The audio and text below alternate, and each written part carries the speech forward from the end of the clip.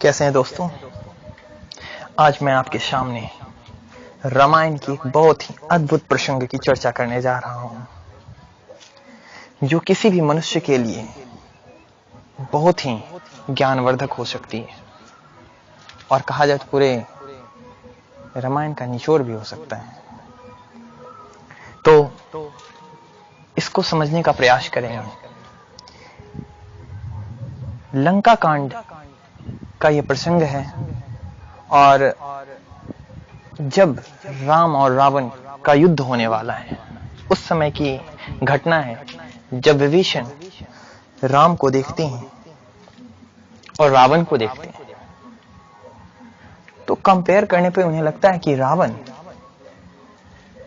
साजो सज्जा, आयुध, रथ, कवच, कुंडल सबके साथ है और राम बिना कवच के जमीन पर पैदल खड़े हैं। जूते भी नहीं है पैर में, ना कवच है और ना रथ है। और कहां रावण? तो दोनों में बराबरी का युद्ध नहीं लग रहा था, साजो सज्जा समान के आधार पर। तो विभीषण के मन में संदेह हुआ कि कहां वो इतनी तैयारी के साथ आया है। उसके रथ भी अद्भुत हैं, हवा में उड़ जाते हैं, और हमारे प्रभु जमीन पे रह के कैसे युद्ध करेंगे इस मायावी से। तो अधिक प्रेम के कारण उसके मन में जो संदेह हुआ है उसने प्रकट किया है, और किस तरह से प्रभु श्री राम ने उनको जवाब दिया है, जो कि हमारे मानव जाति के लिए वो इतनी बड़ी सीख हो सकती है कि जिसका वर्णन नहीं किया जा सकता। आपने भी पढ़ा होगा तो जरूर इसको एक बार समझेंगे। मैं प्रत्येक दोहा और उसके साथ उसका अर्थ आपको बताता चलूंगा। रावण रथी विरथु रघुवीरा, देखि विभीषण भयहु अधीरा। अधिक प्रीति मन मा संदेहा, वंदी चरण का सहित स्नेहा। रावण को रथ पर और श्री रघुवीर को बिना रथ के देखकर विभीषण अधीर हो गए। प्रेम अधिक होने से उनके मन में संदेह हो गया कि वे बिना रथ के रावण को कैसे जीत सकेंगे। श्री राम जी के चरणों की वंदना करके वे स्नेह पूर्वक कहने लगे, नाथ न रथ नहीं तन पद त्राना, किहि विधि जीत वीर बलवाना।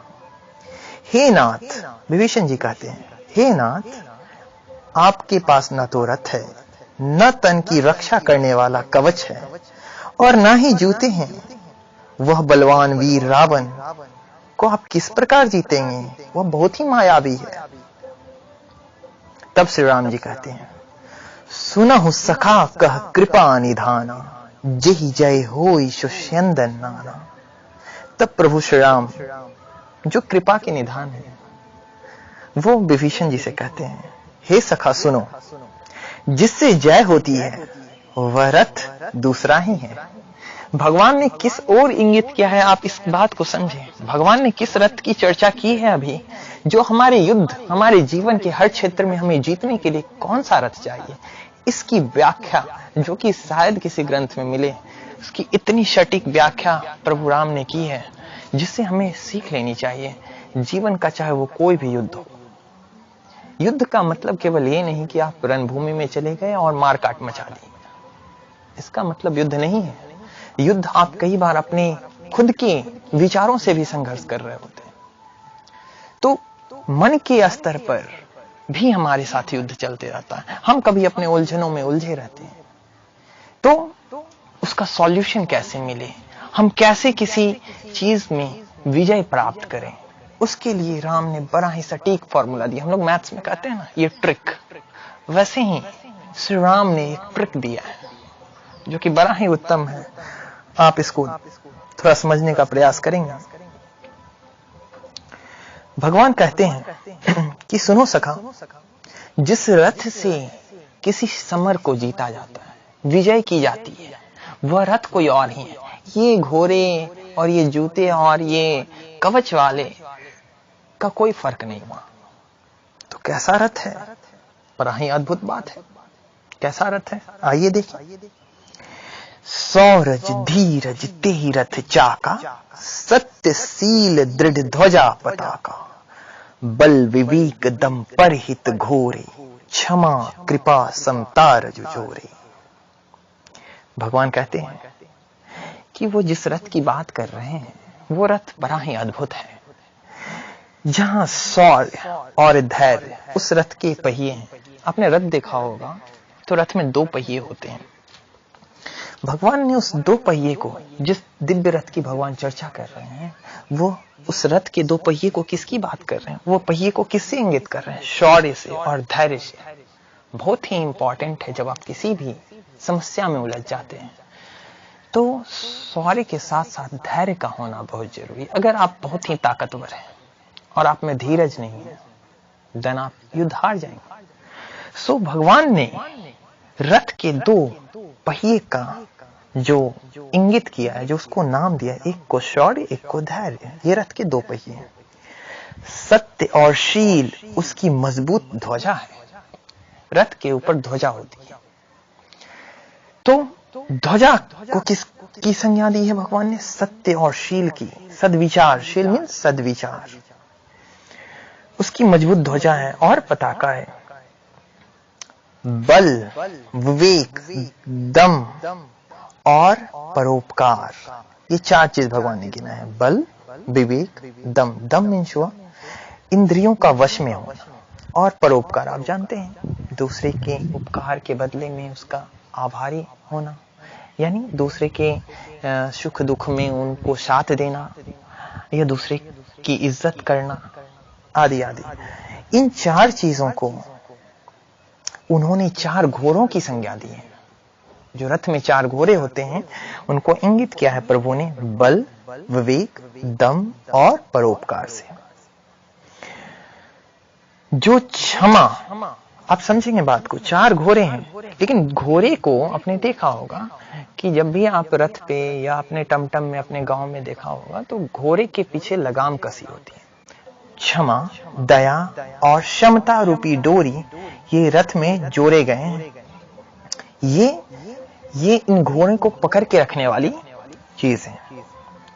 अब प्रभु आगे वर्णन करते हैं। ये तो अभी हमने किसकी बात की? रथ के चक्के की, रथ के घोड़े की और उस लगाम की जो घोड़े से बंधा हुआ है।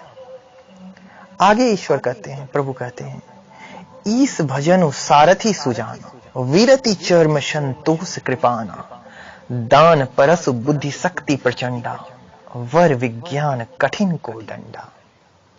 कितनी अद्भुत बात कही है रथ के वर्णन के बाद। अब रथ को चलाने वाला भी तो चाहिए। ऐसा नहीं कि आप रथ युद्ध भी करेंगे और रथ भी चलाएंगे, तो रथ को कौन चलाएगा? ये जो रथ जिसकी चर्चा कर रहे हैं श्री राम, वो रथ, उसके चालक कौन है? तो श्री राम कहते हैं कि ईश्वर का भजन उस रथ को चलाने वाला है। चतुर सारथी है, वैराग्य ढाल है। ढाल की संज्ञा उन्होंने वैराग्य से दी है। और संतोष तलवार है, और तलवार को उन्होंने किससे इंगित किया है? संतोष से। आप जानते हैं संतोष का मतलब? संतोष का मतलब होता है कि जो ईश्वर ने दिया है उसमें खुश रहना है। इसको उन्होंने तलवार की संज्ञा दी है। दान को उन्होंने फरसे की संज्ञा दी है कि वो जो योद्धा उस पे सवार है उसके हाथ में जो तलवार है वो तो है संतोष रूपी तलवार, और फरसा रूपी क्या है? दान। यह दान रूपी फरसा। बुद्धि प्रचंड शक्ति है, और उसकी जो बुद्धि है, बुद्धि की उन्होंने किससे तुलना की है? शक्ति से। श्रेष्ठ विज्ञान कठिन धनुष है, और जो विज्ञान है वो धनुष है उसका। किसका? जो उस पे सवारी करके युद्ध करेगा उसका, प्रभु जिसकी वर्णन कर रहे हैं। अमल अचल मंत्रों समाना, संयम नियम सील मुख नाना, कवच अभेद विप्र गुरु पूजा, एहि सम विजय उपाय न दूजा। निर्मल और अचल मन तरकस के समान है। क्या सुंदर वर्णन किया है।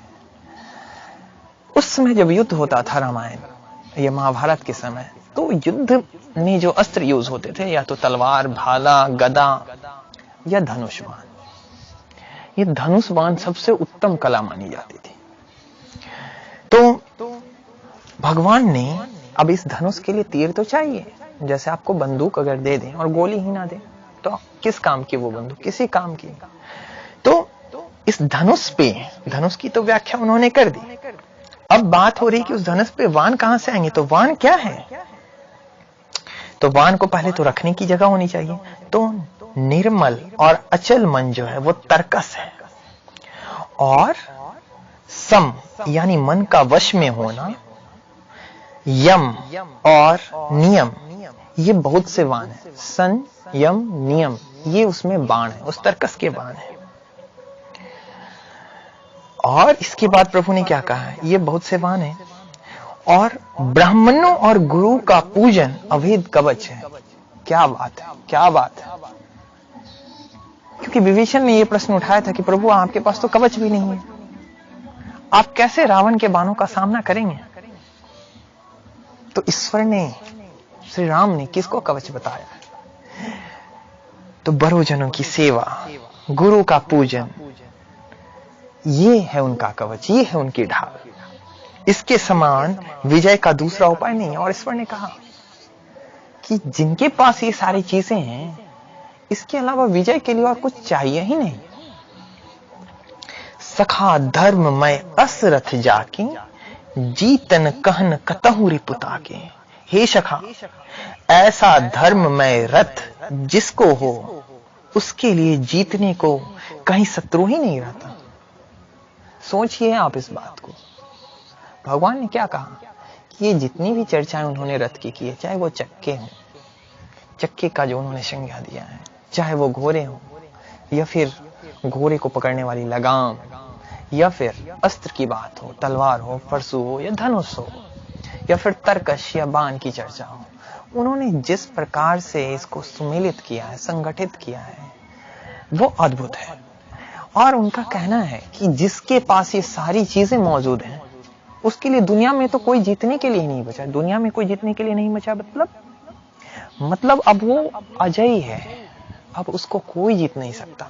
क्योंकि आप इस बात को मान लीजिए कि आप पूरी दुनिया जीत लेंगे, लेकिन आप अपने आप को नहीं जीत पाएंगे। अपने आप को जीत लेना इस दुनिया में महाविजय होने के बराबर है। तो राम वो बता रहे हैं कि अपने ऊपर जो विजय कर लिया, वो पूरे दुनिया पे विजयी हो गया।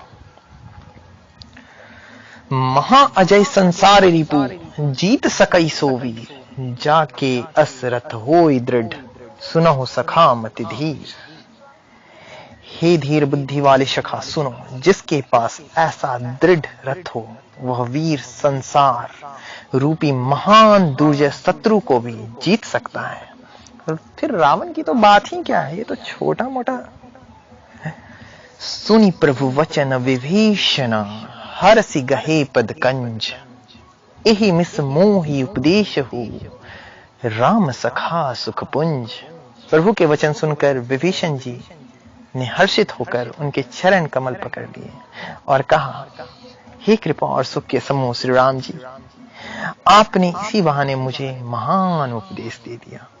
तो दोस्तों, हम भी अपने जीवन में अगर इन गुणों को अपनाएं, तो दुनिया का ऐसा कोई रंग नहीं होगा जिसमें हम विजय ना हो पाए। तो मेरी ढेर सारी शुभकामनाएं आपके साथ। इन सारी चीजों में से अगर एक एक चीज भी हम कोशिश करें कि हमारे अंदर आए, चाहे वो सत्य हो, शील हो, धैर्य हो, ये अगर हमारे अंदर आता है तो हम अद्वितीय हो जाते हैं। तो हम प्रयास करेंगे, क्योंकि प्रयास करने के बाद ही सफलता मिलती है। हमने पढ़ा है, करत करत अभ्यास की जरमती होत सुजान, रसरी आवत जातते सिल पर परत निशान। अभ्यास करने से तो रस्सी से भी पत्थर पे निशान आ जाते हैं। फिर हम तो मनुष्य हैं, अगर हम प्रयास करेंगे तो हमें ये सद्विचार क्यों नहीं आ सकते। इसी के साथ आज मैं इसी को विराम देता हूं यहीं पे। फिर हम मिलेंगे किसी और चर्चा के साथ। तब तक के लिए जय श्री राम।